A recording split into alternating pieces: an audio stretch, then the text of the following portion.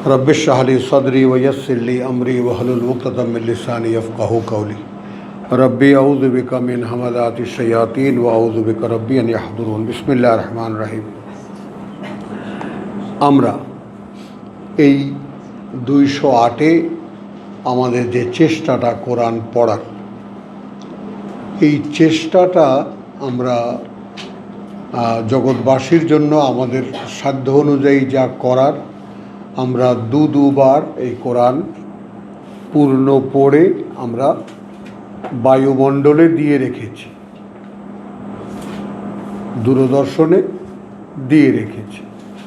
যদি কোনো মহাত্মা এখান থেকে শেখেন বা কীভাবে কোরআন পড়তে হয় তা যদি তিনি নেন, তাহলে সেটা তার জন্য তিনি করবেন, আমাদের কিছুই করার নেই। আর সর্বশেষ যে পর্যায়ে আমি এখন আছি, আমার কাছে প্রশ্ন হলো আমার বিশ্বাসের ব্যাপারটা আমি একটু ঝালিয়ে নিতে চাই, দেখে নিতে চাই যে আমি আসলেই বিশ্বাসী কিনা। কারণ এই যে ব্যাপারটা আমাদের এই 1500 বছর পর্যন্ত যে কাজটা করেছে ধর্ম, এই ধর্ম আমাদের ভিতর থেকে বিশ্বাসের যে কিছু মূল শেকড় বাকড় থাকে, বিশ্বাসের কিছু মূল উপাদান থাকে, সেগুলোকে সম্পূর্ণ একদম ইরেজ করে দিয়েছে, মুছে দিয়েছে। তো এই মানব অস্তিত্বগুলো যেগুলো ধর্ম অনুসরণ করেছে এক সময়, আবারও বলছি, যে মানব অস্তিত্বগুলো এক সময় ধর্ম অনুশীলন করেছে, ধর্ম পালন করেছে, তাদের ভিতরে আল্লাহ বিশ্বাস কোনো দিনই ঢুকবে না। এটা একটা অদ্ভুত ব্যাপার, যা কাউকে খুব সহজে বোঝানোও যাবে না। কথাটা বোঝো, মানে যেহেতু ধর্ম শয়তান বানায়, কিতাবের এগেনস্টে ধর্ম শয়তান বানায়। শয়তান তার মানুষ সঙ্গীদেরকে নিয়ে একটা কাঠামো তৈরি করে সাধারণ মানুষকে এক্সপ্লয়েট করার জন্য। তো যুগে যুগে কালে কালে এই ধর্ম খালি একালেই না, সর্বকালে সকল কিতাবের পরেই ধর্ম তৈরি হয়েছে, কিতাবের পরেই ধর্ম তৈরি হয়েছে। এটা একটা এথিক্যাল কথা, এটা একটা ফিলোসফিক্যাল কথা, এটা খুব বড় ভারী একটা কথা, কিন্তু বুঝতে হচ্ছে আমাদের, কোনো উপায় নেই এছাড়া, বুঝেছ? তো এখন কোশ্চেন হলো যে এই ধর্ম পালন করেছি আমরা 1500 বছর, আমাদের প্রায় 30 প্রজন্ম বা 25 প্রজন্ম, জন্মের পর জন্ম এই ধর্ম পালন করে আসছে। অতএব আমাদের ভিতরে, হ্যাঁ ওই ওনাকে ডাকো তো, হ্যাঁ ওই যে ওখানে, এই 25 প্রজন্ম পরে যে আমরা কোরআন খুলে দেখি যে এটা এক সত্য, আর আমরা যেটা অনুশীলন করি সেটা আর এক সত্য। এখন এটাও সম্পূর্ণ, ওটাও সম্পূর্ণ। এখন আমাদের দুর্বলতার কারণে যেটা হয় সেটা হয় এই যে পুরনোকে তো খুব সহজে ছাড়া যায় না। তো আমরা নতুন কোরআন যখন শুনি, আমাদের মধ্যে সকলেরই একটা টেন্ডেন্সি দাঁড়ায় আমাদের পুরাতনের সঙ্গে আমরা এটা মেলাবো কেমন করে, বুঝেছ? প্রত্যেকের মধ্যেই একটা প্যাকেজ তৈরি করার একটা প্রবণতা দেখা দেয়, যে পুরনোটা যেখানে আছে সেখানে থাক। এখন এখানে সারা নাকালপাড়ায় এক সময় আমাদের এই বিল্ডিং যেমন এই 10 ইঞ্চি ওয়াল, এই দালানের এই কনসেপশন ছিল 10 ইঞ্চি ওয়ালের, পরে এক যুগ এলো 5 ইঞ্চি ওয়াল, কিন্তু তা পিলারের উপরে। এখন যত বিল্ডিংগুলো এখানে ভেঙে ভেঙে সেই 11 তলা 12 তলা হয়েছে, সেগুলো সব পুরনো, সব মাটির তলা থেকে ইটের খনি, মনে হয় যেন ইট ভাটা থেকে ইট বেরিয়ে হচ্ছে। তো এখন তো একখানা ইট রেখেও তো আর নতুন বিল্ডিং করা সম্ভব হয়নি, বলো? এমন তো না যে এত ইট নিচে দেওয়া আছে, ভাই এর উপরে 5 ইঞ্চি ওয়াল গাঁথো, হচ্ছে না তো। প্লিজ আমার এই কথাটা একটু বুঝতে চেষ্টা করো। এই 10 ইঞ্চি ওয়াল, এর যে ভিত্তি, এর ভিত্তির যে নিয়ম, এত ইট বিছানো, তারপর একটু ছোট, তারপর একটু ছোট, তারপর একটু ছোট, তারপর একটু ছোট, তারপর 10 ইঞ্চি ওয়াল, পিরামিডের মতো এটা। আর ওটা পিলারের তলায় তোমার বিরাট ভিত্তি, এবং সেই ভিত্তির পর পিলার যখন দাঁড়িয়ে গেল, এরপর তুমি 3 ইঞ্চি দাও, 2 ইঞ্চি দাও, দেওয়াল একটা তুমি ছালা বিছায় দাও, তবুও দেওয়াল। তাহলে টোটাল কনসেপশনটা পরিবর্তন, মানে চেঞ্জ, বুঝেছ? তো এখন ধর্মের মধ্যে কোরআন প্রবেশ করবে না, আমরা করাবো না, আমরা করব না, ধর্মের মধ্যে কোরআন প্রবেশ করবে, এটা আমরা জেনে নেই আগে, করবে না। তো আমরা যদি ধর্মমতের মানুষ হয়ে থাকি এবং ধর্ম অনুশীলন, ধর্মপ্রীতি আমাদের ভিতরে থেকে থাকে, সেইখানে কোরআন প্রবেশ করাতে পারবো না। কিন্তু আমরা দুইটার একটা কেউ ছাড়তে রাজি নাই। হ্যাঁ, আমরা দুইটা কি রাখতে চাই? দুইটাকে ওই যে বললাম যে আমরা চাই এটা প্যাকেজ করতে, এটা ডিল করতে, একটা সহ অবস্থান করতে, এটা হবে না। এবং আল্লাহ তাআলার কালেমাও এরকম লা দিয়ে শুরু, লা, কিচ্ছু থাকতে পারবে না ইল্লা আল্লাহ, কিছুই থাকতে পারবে না। তো সেইখানে বাবু আমরা দেখেছি ঈমানকে, কোরআনের পুরো কোরআন খুঁজে ঈমান কাকে বলে, দেখেছি ইয়াকিন কাকে বলে, দেখেছি তসদিক কাকে বলে। ঈমান বিশ্বাস, ইয়াকিন নিশ্চিত বিশ্বাস, তসদিক সেই বিশ্বাসের সত্য প্রমাণ করা। তারপরে আমরা কালকে শেষ করেছি তসলিম, অর্থাৎ সমর্পণ। এবং এর কোনো একটা জায়গায় আমরা কেউ নিজেদেরকে দাঁড় করাতে পারিনি যে কোনোভাবে আমরা আছি।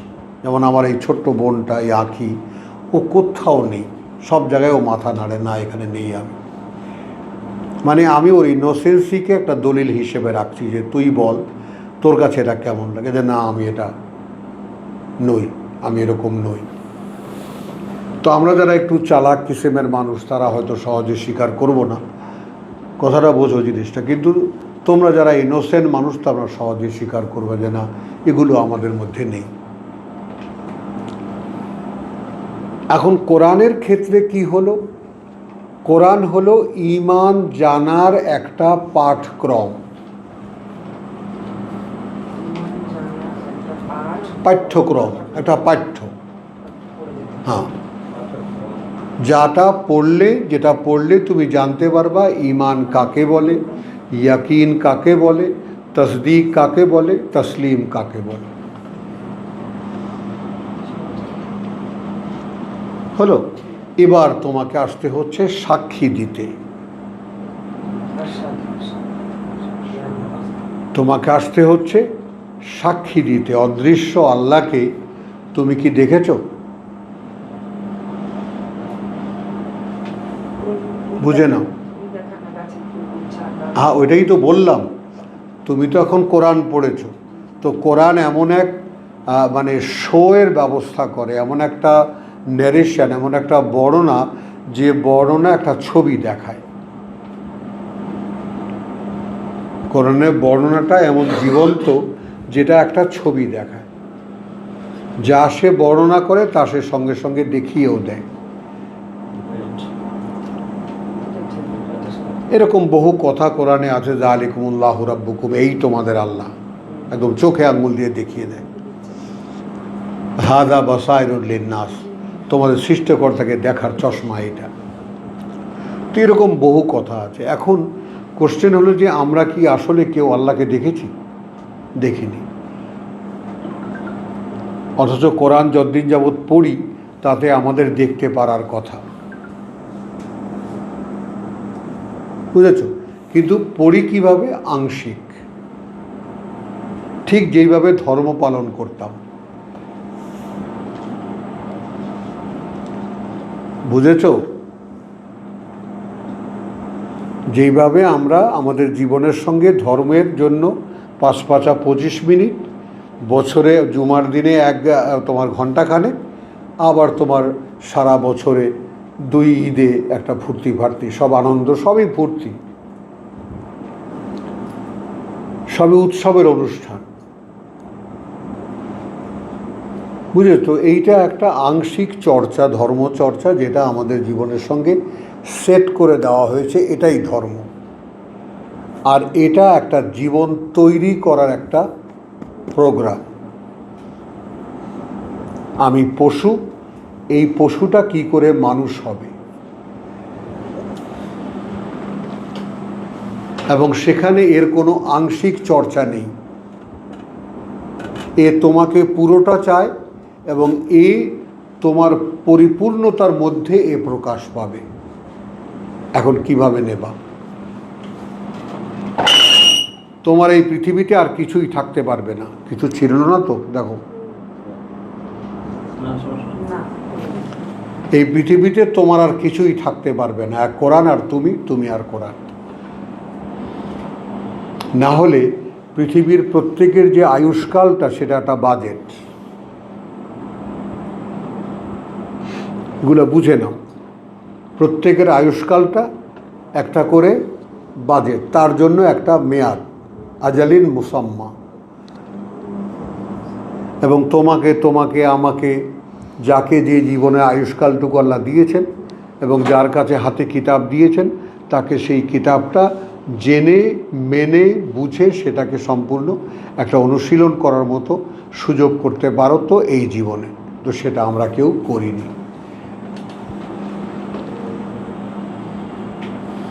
আমাদের প্রত্যেকের জীবনটা এমন না যে সকলে কমনলি 100 বছর বাঁচে, তা তো না। কে কদিন বাঁচবে কেউ নো ওয়ান নোজ, কেউ জানে না। তা আমরা এখানে একটা মন্তব্য করতে পারি যে পৃথিবীর জীবনটা একটা মেয়াদ, যে মেয়াদটা নির্দিষ্ট, এবং এই মেয়াদটা কোরআনের জন্যই দেওয়া। এবং সেটা জিজ্ঞেসও করেছেন, তাহলে কি করেছো? মাযা তা'মালুন। বোঝা গেল? তো আমরা সেই জন্য এই জিনিসগুলোকে সামনে রেখে, এগুলো এখনও আমাদের ইন্টারনেটে যায়নি বা দূরদর্শনে আসেনি, এগুলো আমাদের রেকর্ডে আছে। আমরা ঈমান বা ইয়াকিন এগুলো যে করেছি, তাসদিক এবং তাসলিম, এগুলো আমরা দিতে থাকবো, খুব সহসাই দেব। কিন্তু আমরা যারা রোজকার ক্লাসে আমরা যোগদান করি, রোজকার ক্লাস তো অন এয়ার যায়, লাইভ হয় না, তো সে লাইভে যারা থাকো তারা তো কিছুটা অন্তত হলেও শুনতে পাও বা বুঝতে পারো যে কী নিয়ে আমরা আলোচনা করছি। তো এখন আমরা ওই পঞ্চম যে ব্যাপারটা, যে ঈমান, ইয়াকিন, তাসদিক, তাসলিম, শাহাদা, সাক্ষী, এটা কমাও। বাকারা 125, সাক্ষী, শাহাদা, শাহাদা।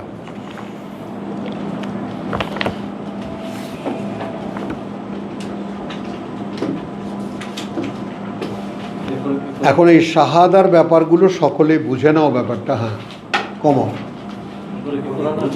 হ্যাঁ, এরপর না, এই সাক্ষী ওই সিরিয়ালে এইটা আসে। হ্যাঁ, পরে, হ্যাঁ পরে ইনশাআল্লাহ। তাহলে আসো, লাইসাল বিররা আন তুওয়াল্লু ইন্না লিল্লাহ, 185।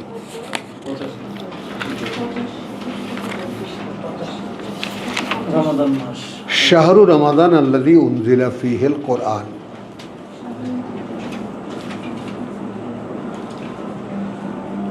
মাস রমজানের, সেটাই যাতে অবতীর্ণ করা হয়েছে, এর মধ্যে কোরআন, হুদাল লিন্নাস, পরিচালনা মানুষের জন্য, ওয়া বায়্যিনাতি মিনাল হুদা, এবং বিস্তারিত বর্ণনা এই পরিচালনা সংক্রান্ত। আমার দিকে তাকা, বিস্তারিত বর্ণনা এই পরিচালনা সংক্রান্ত।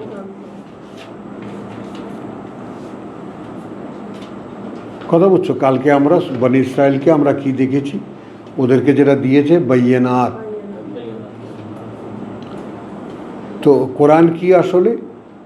টোটাল ব্যাপারটা যে পরিচালনা সংক্রান্ত তোমার এই পৃথিবীর জীবনটা কিভাবে কাটবে সেই পরিচালনা সংক্রান্ত যাবতীয় ইনফরমেশন এর মধ্যে দেওয়া আছে।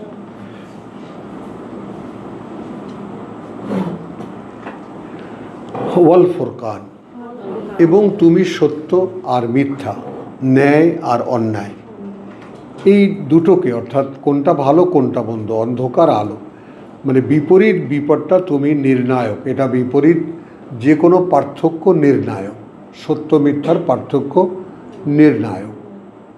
তাহলে কোরআনের পরিচয় কি হলো? কোরআন একখানা কিতাব বা কোরআন একটি পাঠ্য যেটা অবতীর্ণ করা হয় রমজান মাসে, করা হয় রমজান মাসে, হয়েছে না, বুঝে নাও। এখন এখানে উনজিলা যদি বলি হবে, তাহলে আমাদের জীবনে, প্রত্যেকের জীবনে যে রমজান মাসটা আসে, সে রমজান মাসে যদি তুমি এই প্রত্যাশায় থাকো যে এই রমজানে আমার উপরে কোরআন অবতীর্ণ হবে।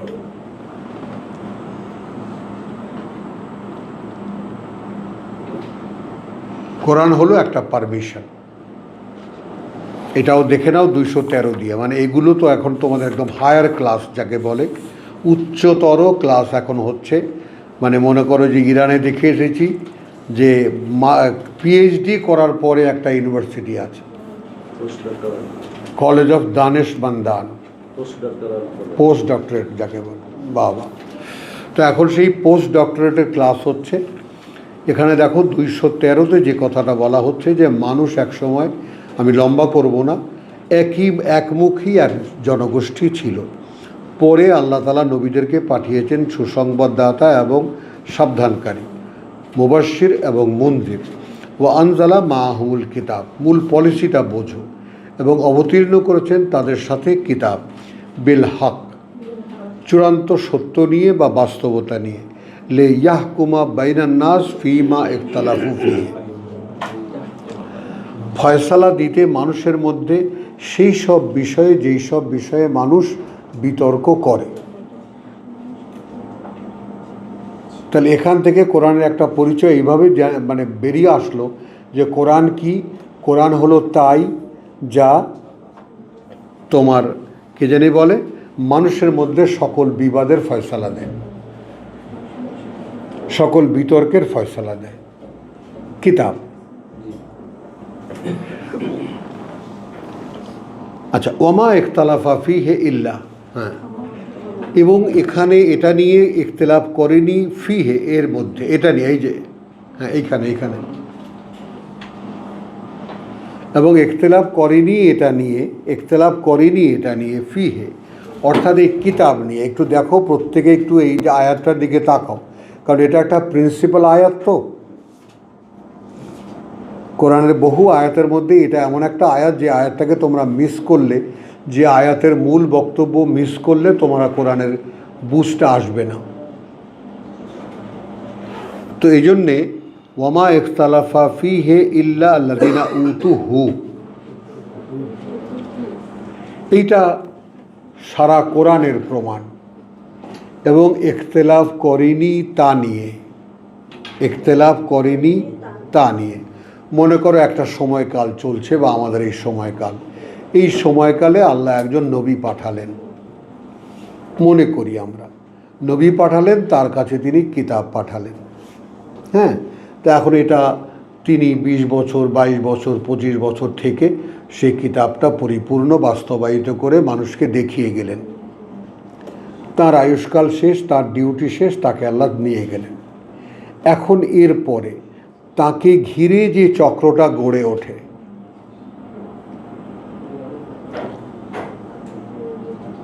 বুঝতে পেরেছো না পারোনি?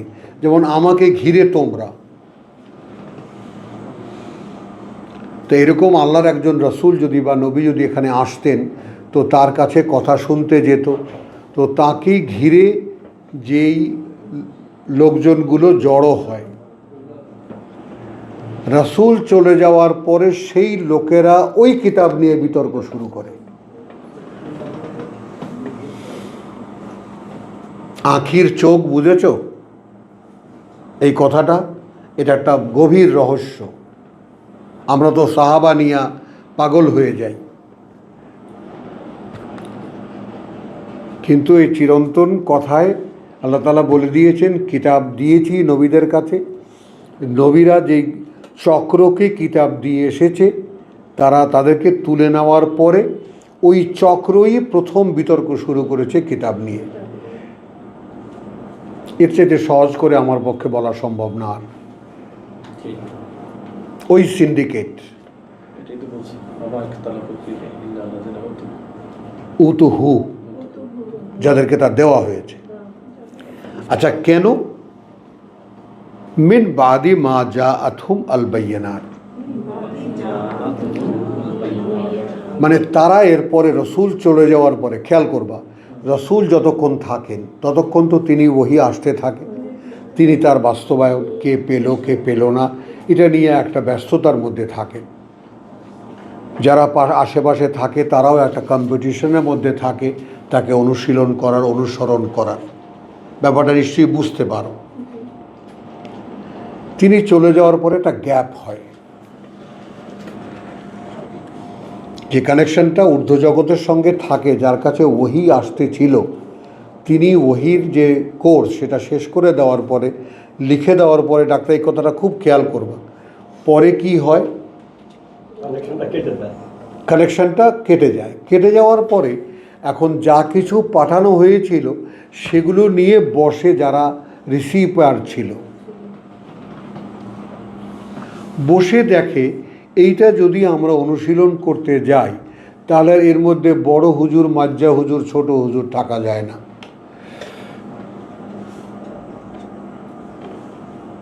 কারণ আমাদের মধ্যে বড় হুজুর তো হতে হবে, প্রিন্সিপাল 22-23 তো হতে হবে। তো মানুষের মধ্যে এই যে গ্রেডেশন, যেটাকে আমরা বলি ব্রাহ্মণ্যবাদ, ব্রাহ্মণরা মানুষের মধ্যে গ্রেড করেছে, 4টি স্তর করেছে। এই মানুষের মধ্যে স্তর করার ব্যাপারটা যুগে যুগে কালে কালে আছে। একদল লোক শাসক, একদল লোক সৈনিক, একদল লোক ব্যবসায়ী, একদল লোক শূদ্র। এরা ওই তোমার ধোপা, নাপিত, এটা সেটা, মাছ ধরা, অমুক করা তমুক করা, এই কাজটা করত। নিম্ন শ্রেণী না, হ্যাঁ না, ওরা তো রাব্বাই, ওরা মোল্লা, হুজুর, বড় বড় বড় বড়। কিন্তু সাধারণ ইহুদিদের মধ্যে একটা প্রয়োজন, একটা হলো যে ওরা সকলে একটা লেভেল মানে মেনটেন করে, একটা লেভেল মেনটেন করে না, মেনটেন করে। ওরা কেউ কাউকে ফেলে দেয় না, কারণ যেহেতু কনভার্টিং নাই, তো কেউ কনভার্টেড ইহুদি হতে পারে না, ইহুদি জন্মগত হতে হয়। এই জন্য দেখো না, এত এত যুগ চলে গেল, কত বছর, 2500, 3500 বছর চলে গেল, কোটিখানেক, সারা পৃথিবী গুছালে হয়তো কোটিখানেক ইহুদি হবে। হ্যাঁ, তাহলে এই জিনিসটা ভুলে যেও না।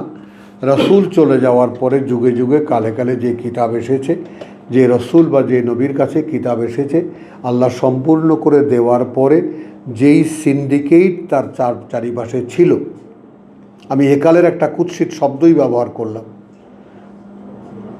যেই জোট রসুলের সঙ্গে থাকে তারাই বিতর্ক সৃষ্টি করে কিতাব নিয়ে। কেন? তারা যখন পড়ে দেখে যে এটা যদি অনুশীলন করতে হয় তাহলে আমাদের আর পরস্পরের মাতুব্বরি থাকে না।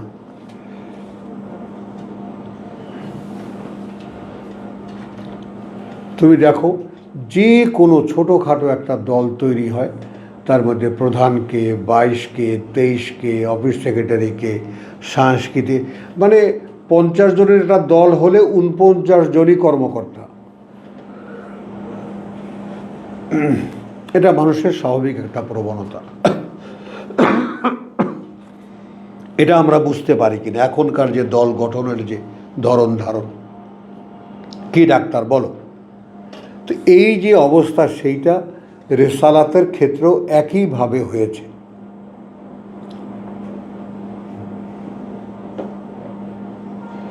আব্দুল সত্তার ব্যাপারটা ক্লিয়ার? রেসালাতের ক্ষেত্রেও ব্যাপারটা একইভাবে হয়েছে। রসুল কিতাব শেষ করেছেন, যাদেরকে দিয়ে গেছেন তারাই গণ্ডগোল শুরু করেছে। নবীও দাবি করছে। হ্যাঁ, কত রকমের কত কিছু করেছে।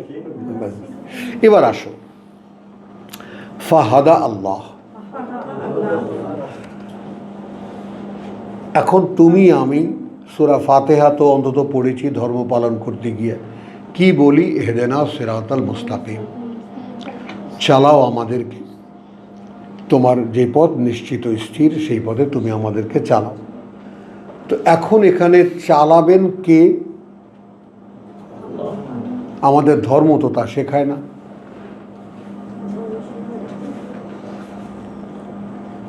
ধর্ম শেখায় চালাবে ইমামরা, চালাবে হুজুররা, চালাবে পিসাবরা। মানে ডিটাচমেন্টটা কোত্থেকে শুরু হয় একটু দেখে নাও। কিতাব দিয়ে আল্লাহ চালাইবে না, ওটা তো পরে আসি আমরা। নাহাদি বিহি মান্নাসা, ওটা তো পরের কথা। কিন্তু প্রথমে চালাবেন কে? আমি চলবো না আল্লাহ চালাবেন? এখন তুমি দেখো, চালাও মোদেরে, আরে তোমার এটা তো হলো ইয়ার জসিমউদ্দিনের, কিন্তু আমাদেরকে দেখিয়ে দাও পথ। গোলাম মোস্তফা, হ্যাঁ, আমাদেরকে পথ দেখিয়ে দাও। তার মানে আমাদেরকে পথ তুমি দেখিয়ে দাও, আমরা চলবো।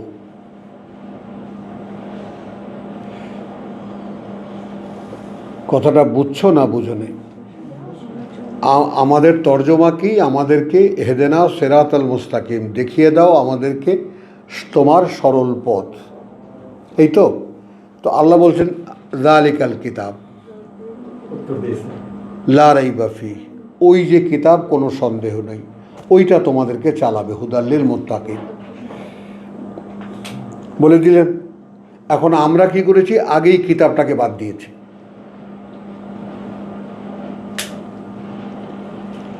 বলো কি বলো কথাটা?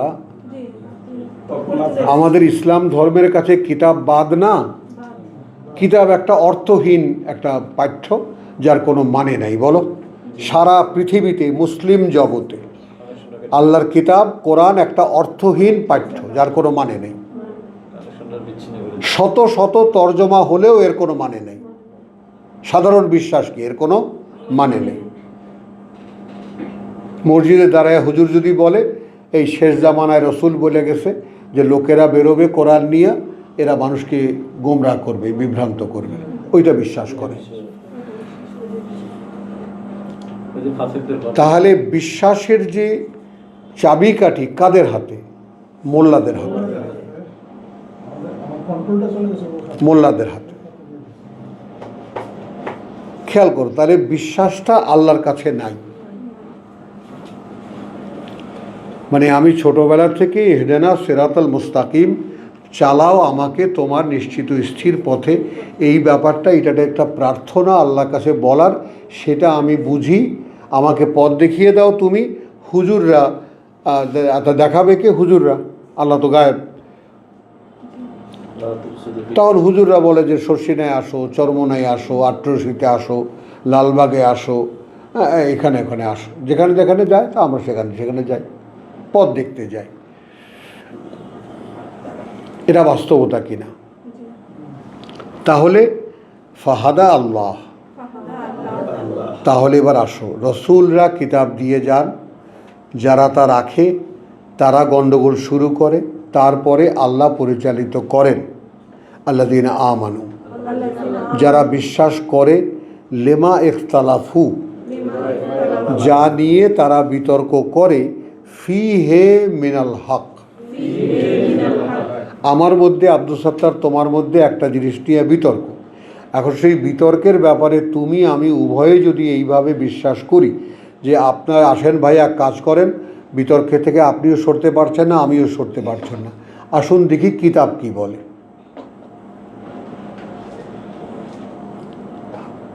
তাহলে তার আগে শপথ করতে হচ্ছে কিতাবে যদি এই কথাটার কোনো নির্দেশনা থাকে তাহলে আমরা উভয়ে মেনে নেব। এই হলো ফয়সালা। তো এখন আল্লাহ ফয়সালা রেখেছেন ওই জায়গাটায়, কিতাব থেকে যারা ফয়সালা নেবে তাদেরকে আল্লাহ পরিচালিত করবেন। পারলাম বলতে কথাটা? তুমি যদি তোমার সকল প্রশ্ন জীবনের উত্তরটা কিতাব থেকে চাও, তাহলে তোমাকে আল্লাহ চালাবেন। আর নাহলে কিছু কিতাব থেকে, কিছু হাদিস থেকে, কিছু লালবাগ থেকে, কিছু শর্ষিনা থেকে, কিছু চরমোনাই থেকে হবে না। কিছু আমাদের পূর্বপুরুষদের ধারাবাহিকতা, আমাদের ফ্যামিলি ধারাবাহিকতা, অনেকের আছে প্রচণ্ড অহংকার, তা নিয়ে বাপদাদা 14 গোষ্ঠী যা করে এসেছে। তাহলে তাকে আল্লাহ চালাচ্ছেন না। এখানে এসেছি আর একটা শব্দ দেখাতে। তাহলে এখন আল্লাযীনা আমানু লিমা ইখতালাফু ফীহি মিনাল হক বিইজনিহি, এই যে ইজেন শব্দটি, এই ইজেন শব্দটি রোজার মাসে লাইলাতুল কদরে আসে।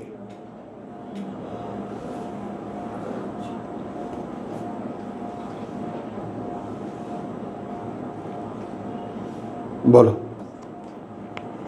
ওই জন্য শাহরুর রমাদান আল্লাযী উনজিলা ফীহিল কোরআনের তর্জমা করেছি কি, রমজানের যে মাস, ওই মাসে কোরআন অবতীর্ণ করা হয়। হয়েছে once upon a time, not that, till now. তোমার কাছে বই একখানা আছে বটে, বুঝ তোমার কাছে নাই, বুঝ কোনো হুজুরের কাছে নাই, বুঝ কোনো আল্লামার কাছে নাই, বুঝ কোনো শায়েখের কাছে নাই, বুঝ ওখানে।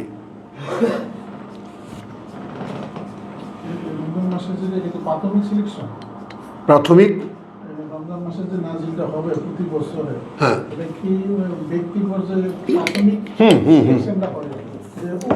ওইটাই বলছি। নাজিল হবে কি, ওইটাই দেখাতে তো 213-তে এনেছি। নাজিল হবে এজেন্ট। তুমি ওখানে ওমা আদরাকা মা লাইলাতুল কদর, লাইলাতুল কদর খায়রুম মিন আলফি শাহর, তানাজ্জালুল মালাইকাতু ওয়া আর-রূহ ফীহি বিইজনি রাব্বিহিম। একটি পারমিশন নিয়ে তাদের প্রতিপালকের, ওই পারমিশনটাই তুমি কোরআন নেবা অথবা নেবা না, তুমি কোরআন অনুযায়ী জীবন চালাবা অথবা চালাবা না, তুমি কোরআন পারবা অথবা পারবা না, টোটালটাই ওই পারমিশনের উপরে নির্ভরশীল। যদি পারমিশনটা পেয়ে যাও, যদি পারমিশন তোমাকে দিয়ে দেওয়া হয়, এরপরে তুমি দেখবা যে কেন কোনো না কোনোভাবে তুমি কোরআন আর ছাড়তেই পারছো না। কারণ যেহেতু বরাদ্দটা আল্লাহ। এখানে সাপোর্টিং একটা আয়াত আমি দেব, 121 সূরা বাকারা, আল্লাযীনা আতাইনাহুমুল কিতাব। আছে কিনা বলো, সালাউদ্দিন আছে কিনা বলো? সেই লোক যাদেরকে আমরা কিতাব দিয়েছি। তাহলে কর্তৃপক্ষের পক্ষ থেকে কিতাব দেওয়ার ব্যাপারটা কর্তৃপক্ষের পক্ষ থেকে। কখন দেন তাহলে? বাবু বুঝতেছ না ঝিমাচ্ছ? হ্যাঁ, বুঝে না। হ্যাঁ, পেয়েছো, বের করেও ফেলেছো।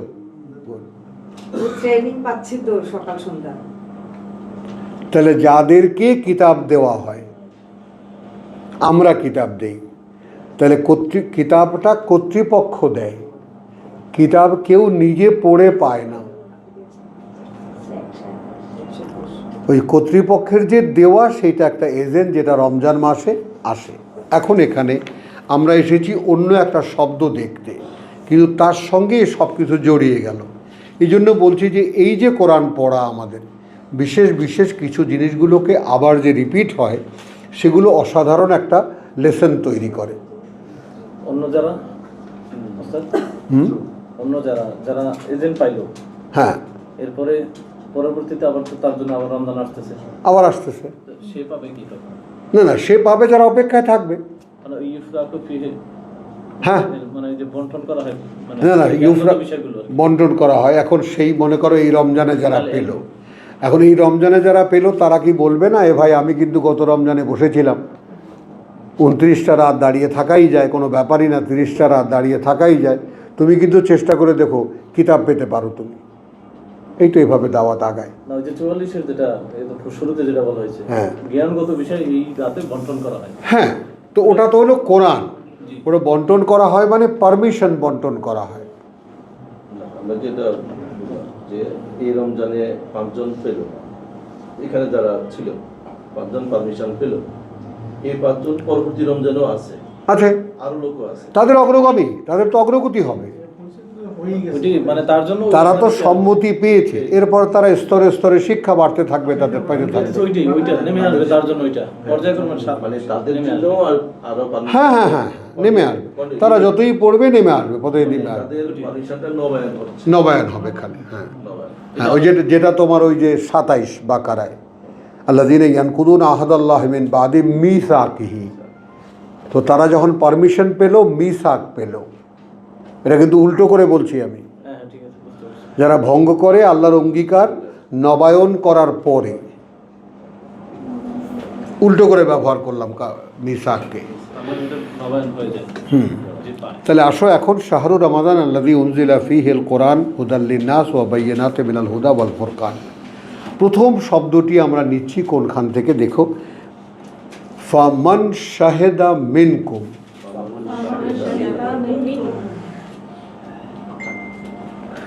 এখন যে উপস্থিত পাবে তোমাদের মধ্যে আশ-শাহর, ওই মাসটাকে কিভাবে নিচ্ছ সেটা আগে বল।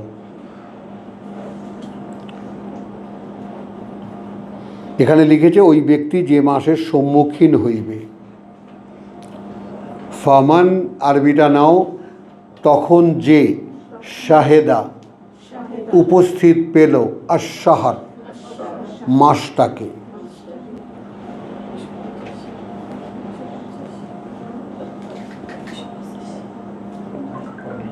তাহলে 11 মাস অতিক্রম করে আমি চাঁদ দেখেছি, অর্থাৎ আমি রমজান মাসকে উপস্থিত পেয়েছি। ফালইয়াসুমহু, তাহলে সে মাসটা সে রোজা রেখে কাটাবে।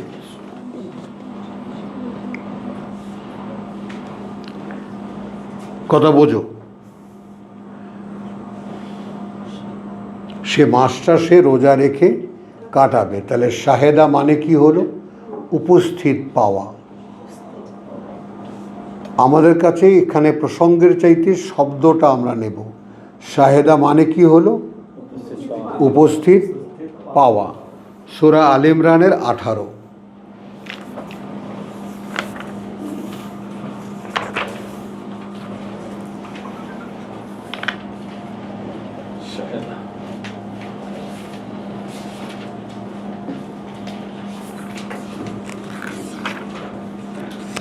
শাহেদ আল্লাহু আন্নাহু লা ইলাহা ইল্লাহু, মানে শব্দটি কোথায় কোথায় যায়, শব্দটি কি কি অভিব্যক্তি নিয়ে ব্যবহৃত হয়, এটা একটু দেখো তোমরা।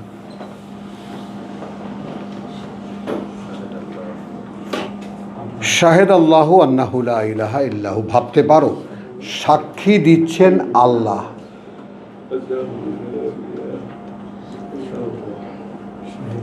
শাহেদ আল্লাহ আন্নাহু লা ইলাহা ইল্লা হুয়া, সাক্ষী দিচ্ছেন আল্লাহ এই ব্যাপারে যে নেই কোনো মান্য তিনি ছাড়া। এটা তো আল্লাহ বলবেন, সাক্ষী দিচ্ছেন কেন? মানে স্বয়ং কর্তৃপক্ষ মানুষের পাশে এসে দাঁড়িয়ে সাক্ষী দিচ্ছেন, দেখো আসলে আমাকে ছাড়া তোমরা কাউকেই মানতে পারো না। এই যে ফ্রিকুয়েন্টলি আল্লাহর মানুষের কাছে আসা এবং তার নিজ অবস্থানে চলে যাওয়া, আল্লাহ তার নিজ অবস্থানে আরশে চলে যান, আবার সেই আল্লাহই ওয়াহুয়া মাকুম আইনা মা কুনতুম, তোমার কাছাকাছি চলে আসেন। এবং অদৃশ্য লোকে আল্লাহ এবং ফেরেশতাদের এই যে ফ্রিকুয়েন্টলি মানুষের সঙ্গে যাতায়াত, মানুষ কত বড় মহান সৃষ্টি এইটা তো আমাদের অনুমানেও নেই। আমাদের কেউ শেখায়নি, আমাদের কেউ জানায়নি। আমরা গরু ছাগলের মতো কিছু প্রাণী আছি, আল্লাহ আছেন সাত আকাশের উপরে, আমরা নেহায়েত কিছু বান্দা আল্লাহ রহম করলে আছি, ইত্যাদি ইত্যাদি। আমাদের কোনো আত্মমর্যাদা বোধ আমাদের ভিতরে নেই। অথচ আমরা আল্লাহর খলিফা, স্বয়ং সৃষ্টিকর্তার প্রতিনিধি। স্বয়ং আল্লাহ যেই প্রকৃতিতে তৈরি, নিজ প্রকৃতি, তার উপরে আমাদেরকে তৈরি করেছেন। তারপর তিনি পরীক্ষার জন্য অধপাতের নিম্ন স্তরে নামিয়ে দিয়েছেন এবং সেখান থেকে উঠে আসার যে দুরূহ চেষ্টা, যেটা একটা চ্যালেঞ্জ ফেরেশতাদের কাছেও জিনদের কাছেও, যে ওই কাজটা মানুষ পারে। কাজটা কি? নিজের ভেতর থেকে নিজেকে ফাটিয়ে অন্য একটা মানুষ বের করা।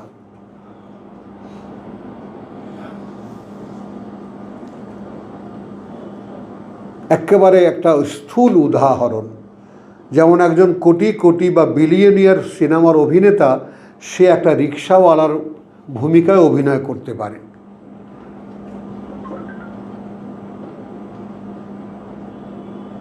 বলো, বুঝতে পারো?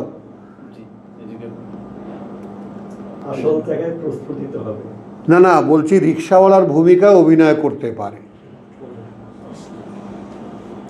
বা বিভিন্ন ভূমিকায়, মানে সে আসলে যা নয় সেটা সে করে দেখাতে পারে। এটা আর কারো মধ্যে নাই। পারে কি না মানুষ?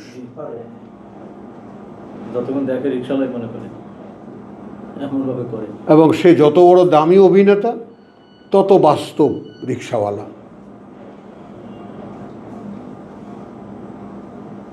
তাই না? তাকে নিয়ে অস্কারে যাবে, অমুক করে, বাপরে বাপ কি অভিনয় করলো, একেবারে সলিড রিক্সাওয়ালা, জাত রিক্সাওয়ালা, বাই বর্ন রিক্সাওয়ালা।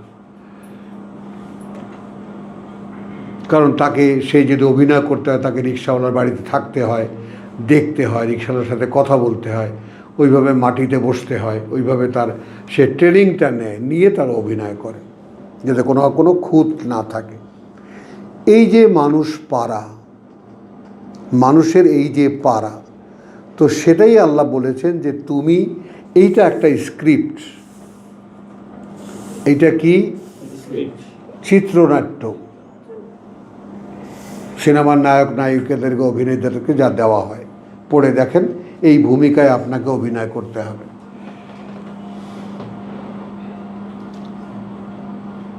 তো এইটা একটা চিত্রনাট্য স্বয়ং সৃষ্টিকর্তার দেওয়া, যে তোমাদেরকে আমি জঙ্গলে পাঠিয়েছি একেবারে অধপাতে নিম্ন স্তরে, কিন্তু তোমাদের মধ্যে সেই যোগ্যতা আছে। আমি এটাকে ইলাবোরেট করলে অনেক দূর নিয়ে যাওয়া যায়, যে মানুষ এগিয়ে এসে এটা নিয়েছে, আমি পারবো।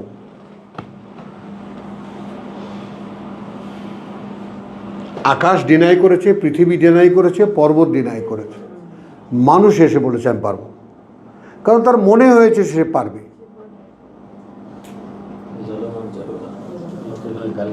হ্যাঁ, কিন্তু সে বেচারা তো জানে না যে মাঝখানে হুজুররা দাঁড়িয়ে যাবে। হ্যাঁ, এখন শয়তান টুপি দাঁড়িয়ে নিয়ে, লম্বা কোটটা নিয়ে দাঁড়ায় গেছে সামনে, এই যে আমি আল্লাহ রাস্তায় যাবো, আমাকে ফলো করো, আমি তো ওখানেই নিয়ে যাই মানুষকে, আসো বাস। তো তাহলে এখানে শাহিদ আল্লাহ আন্নাহু লা ইলাহা ইল্লাহু ওয়াল মালাইকা, সাক্ষী দিচ্ছেন ফেরেশতারাও, ওয়া উলুল ইলম, এবং অধিকারী যারা এই কিতাবের জ্ঞানের, কায়েমান বিল কিসত, যারা একদম নিষ্ঠার সাথে ন্যায়ের উপরে দাঁড়ানো, একটা সঙ্গত অবস্থানে দাঁড়ানো, লা ইলাহা ইল্লাহু, নেই কোনো মান্য তিনি ছাড়া, আল আজিজ আল হাকিম, তিনি সর্বশক্তিমান, তিনি সকল জ্ঞানে জ্ঞানী। এখানে আল্লাহ সাক্ষী দিচ্ছেন। সাক্ষী শব্দটির সাথে আগে পরিচিত হও। এরপরে সূরা ইউসুফ 12।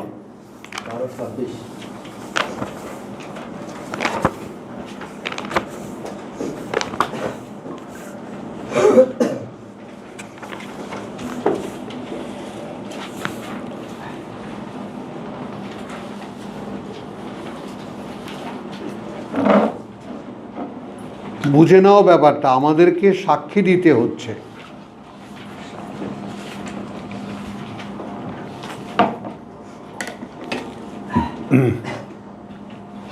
দেখা যায় না সেই আল্লাহ, দেখা যায় না সেই জগৎ, দেখা যায় না সেই ফেরেশতা,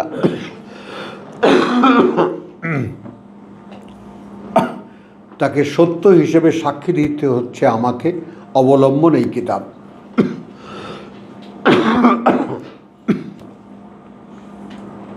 এই কিতাব নেমে আসবে উপর থেকে।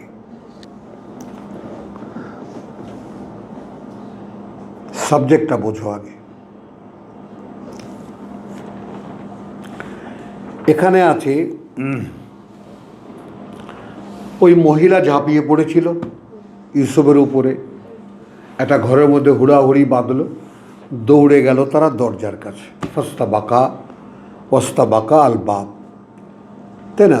একজন ছুটলো দরজার দিকে, পেছনে পেছনে আর একজন গেল। ওয়াক্কাদ্দাত কামিসুহু, ছিঁড়ে ফেললো জামাটা তার, মিন দুবুরিন, পেছন থেকে। তো ওয়া আলফায়া সৈয়দাহা, আলফায়া সৈয়দাহা, দরজা খুলেই দুজনের পেল ওই বাড়ির মালিকের দেখা। লাদাল বাব, সামনেই একেবারে দরজার সামনে দাঁড়ানো। কালাত মা জাজাউ মান আরাদা বেআহলিকা সুআন, মহিলা সম্পূর্ণ রং পাল্টে ফেলল। সে বলল, কি শাস্তি হবে তার যে তোমার স্ত্রীতে কোনো মন্দ কিছু করতে ইচ্ছে করেছিল। ইল্লা আন ইউসজানা আও আযাবান আলিম, আর তো কিছু নয়, তাকে শাস্তি, তাকে জেলে দিতে হবে এবং, কথা বুঝছো, হ্যাঁ, কঠিন কোনো শাস্তি দিতে হবে।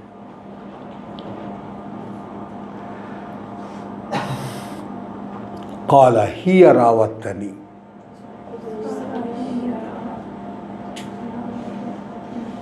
একটু প্লিজ আমরা যদি একটু সিরিয়াস হই, তাহলে আমাদের এই যে দীর্ঘ ধারাবাহিকতা ঈমান থেকে আমরা যে কথাগুলো আমরা বলে আসছি, সে কথাগুলো তোমার আমার জ্ঞানের মধ্যে একটা এডিশন তৈরি করবে এবং নিজেকে তুমি একটা ভ্যালুয়েবল অবস্থানে খুঁজে পাবা যে তুমি আসলে কিছু একটা জানো। অবগতি মানুষকে অনেক বড় তৃপ্তি দেয়। তো এই যে আমি ঈমান, ইয়াকিন, তসদিক, তসলিম, তাশাহুদ বা শাহেদা, শাহিদ, এই ব্যাপারটা কেন এলাম দেখো। তাহলে এখানে বলছে, তাহলে এখন তোমার ইউসুফ বলছে যে এই মহিলা আমাকে উত্তেজিত করার চেষ্টা করেছে, নফসি। ওয়া শাহেদা শাহিদুম মিন আহলিহা, তখন সাক্ষী দিল একজন সাক্ষীদাতা তার পরিবারের, মহিলার পরিবারের। কি বুঝলাম?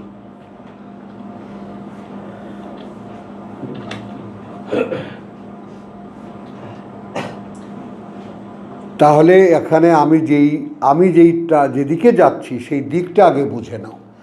আমি যাচ্ছি সত্যের সাক্ষ্য লাগে, কোর্টে দাঁড়িয়ে সাক্ষ্য দিতে হয়, সাক্ষী দিতে হয়। তাহলে সত্য প্রমাণের জন্য সাক্ষ্য লাগে, শুধু এইটুকু মনে রাখো। পরিবারের ভিতর থেকে একজন সাক্ষ্য দিল যে ইনকানা কামিসুহু কুদ্দাত মিন কুবুলিন, যদি জামাটা তার সামনে দিয়ে ছেঁড়া হয়, ফা সাদাকাত, তাহলে মহিলা ঠিক বলেছে। ওয়াহুয়া মিনাল কাযিবিন ওয়া ইনকানা কামিসুহু, আর যদি, দেখো কি সুন্দর বিচক্ষণ ডায়রিয়া দিল, আর যদি জামাটা মানে ছেঁড়া হয় পেছন থেকে, ফাকাযাবা, তাহলে মহিলা মিথ্যা কথা বলছে। ওয়াহুয়া মিনাস সাদিকিন,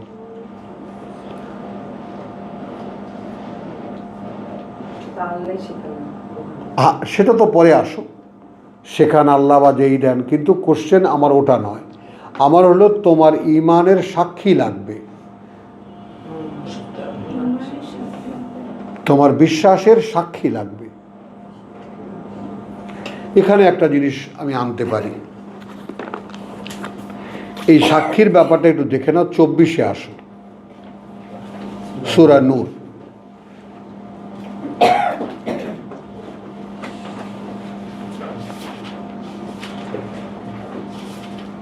মানে সাক্ষীর ব্যাপারটা যে কতখানি মানে গুরুত্বপূর্ণ সেটা আগে একটু দেখে নাও তোমরা।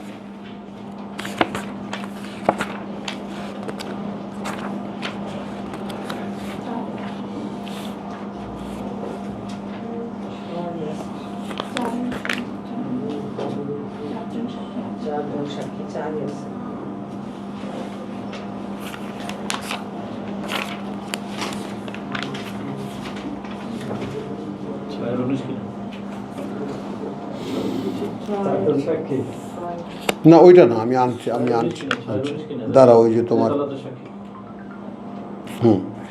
এইখানে দেখো 6। হ্যাঁ, মানে এমনি তো কারোর বিরুদ্ধে অপবাদ দিতে গেলে সাক্ষী আনতে হবে 4 জন, সেটা তোমরা সকলে জানো। এখানে আরেকটা ব্যাপার আমি দেখাচ্ছি যে সাক্ষীর একটা ভেদ আমি খুলছি, সেটা দেখো কি, যে ওয়াল্লাযীনা ইয়ারমুনা আজওয়াজাহুম ওয়া লাম ইয়াকুন লাহুম শুহাদা। এখন আমি আমার স্ত্রীর বিরুদ্ধে ব্যভিচারের দোষ আনলাম, সমাজের কাছে নালিশ করলাম যে আমার স্ত্রী ব্যভিচারী, এখন আমার কাছে কোনো সাক্ষী নেই। এই ব্যাপারটা বুঝে নাও, তাহলে সাক্ষীর গুরুত্বটা কি সেটা বুঝতে পারবা, যে সাক্ষী কথাটা আমি কেন এখন এনেছি। আমি আমার স্ত্রীর বিরুদ্ধে সমাজে আমি সালিশদেরকে নালিশ দিলাম আমার স্ত্রী ব্যভিচারিণী, কিন্তু আল্লাহ তো নিয়ম বেঁধে দিয়েছেন 4 জন সাক্ষী লাগবে। সমাজ বলবে 4 জন সাক্ষী নিয়ে এসো, কে কে দেখেছে এরকম। এরকম সাক্ষী আমার নাই, তাহলে কি করতে হবে? শাহাদাতু আহাদিহিম আরবা শাহাদাতিন বিল্লাহ। এটা 6 নম্বর আয়াতটা ভালো করে দেখো, বিল্লাহ। তাহলে সাক্ষী দেবে 4 বার আল্লাহর নামে একজন লোকই। আমি সাক্ষী দিচ্ছি আল্লাহর শপথ করে এই ব্যাপারে, এই যে আমার স্ত্রী ব্যভিচারিণী। আমি সাক্ষী দিচ্ছি এই ব্যাপারে, এই যে আল্লাহর নামে সাক্ষী দিচ্ছি এই যে আমার স্ত্রী ব্যভিচারিণী। এরকম 4 বার আমি বলবো। ওয়া খামিসাতু, আর 5ম বার বলবো আন্না লানাতুল্লাহি আলাইহি, এই যে অভিশাপ হবে বা মানে গজব হবে বা অভিশাপ পড়বে আল্লাহর তার উপরে, ইনকানা মিনাল কাযিবিন, যে হবে মিথ্যাবাদী। কথাটা এখন ওয়াইয়াদরাউনা আনহাল আযাব, এখন স্ত্রী এই শাস্তি, তার সে তো এখন শাস্তিযোগ্য হয়ে গেল। স্বামী 4 বার 5 বার কসম খেয়ে বলেছে, এখন সমাজ তো রায় দিতে বাধ্য হবে। এখন স্ত্রী আবার এখান থেকে দায় মুক্ত হবে কিভাবে? সে যদি 4 বার বলে আনতাশহাদু আরবা, 4 বার বলে যে শাহাদাতিন বিল্লাহ, আল্লাহর নামে, ইন্নাহু লামিনাল কাযিবিন, আমার স্বামী মিথ্যা কথা বলছে। কি বুঝতেছো? ওয়া খামিসাতু কি, আন্না গাদাবাল্লাহু আলাইহা, অভিশাপ হবে আল্লাহর তার উপরে, ইনকানা মিনাল সাদিকিন, যদি আমার স্বামী সত্য কথা বলে থাকে। বুঝতে কি পারো কোরআন কি আসলে? না,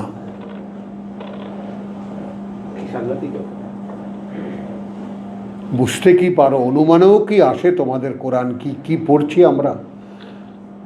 নাও, ধারণাই করতে পারো না।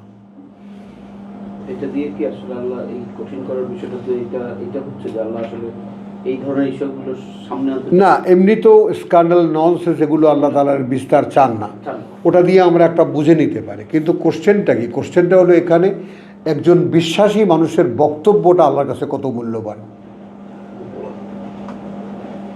কিন্তু এখানে যে 4 জন সাক্ষীকে আসলে সম্ভব না, তার মানে ওটা তো ঢেকে দিচ্ছেন আল্লাহ। না, যে ননসেন্সটা বাড়াবাড়ি হোক, এটা তো একটা, কিন্তু তা এখন তো বাড়াবাড়ি হয়ে গেল, এখন তো খুলে গেল। স্বামী যদি বলে আমি 4 বার আল্লাহর নামে সাক্ষী দিয়ে বলছি আমার স্ত্রী ব্যভিচারী, আমার উপরে আল্লাহর অভিশাপ পড়বে যদি আমি মিথ্যা কথা বলে থাকি।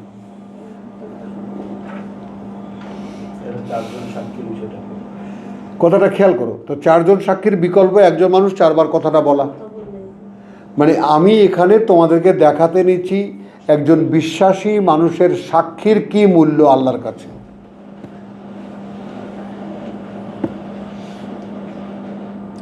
তাহলে স্ত্রীর বিরুদ্ধে আমি যদি অভিযোগ আনি তাহলে স্ত্রীর জীবনটা শেষ হয়ে গেল না? গেল না? এখন স্ত্রীকে রক্ষা করার জন্য আপাততভাবে সামাজিকভাবে আল্লাহ তাআলা রক্ষা করার জন্য একটা দিলেন, একই ফর্মুলা দিলেন, যেটা যদি পাল্টা সে ক্লেইম করে আমার স্বামী মিথ্যাবাদী, তাহলে তারটা সত্য হবে। কিন্তু সাক্ষী তো হতে হবে আল্লাহর নামে।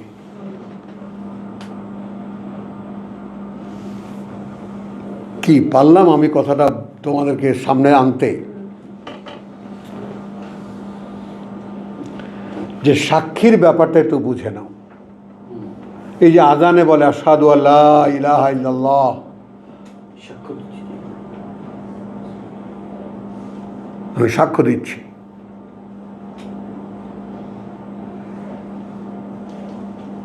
বুঝে নাও। তো এই জন্য বললাম যে সাক্ষীর গুরুত্বটা কতখানি। দেখো দেখি সময় কতখানি হয়েছে।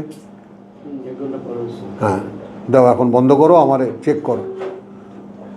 তো আমরা একটু বিরতি নিচ্ছি। সূরা নূর থেকে আমরা সাক্ষীর ব্যাপারটা দেখালাম। ওমা আলাইনা ইল্লাল বালাগ ওমা তৌফিকি ইল্লা বিল্লাহ।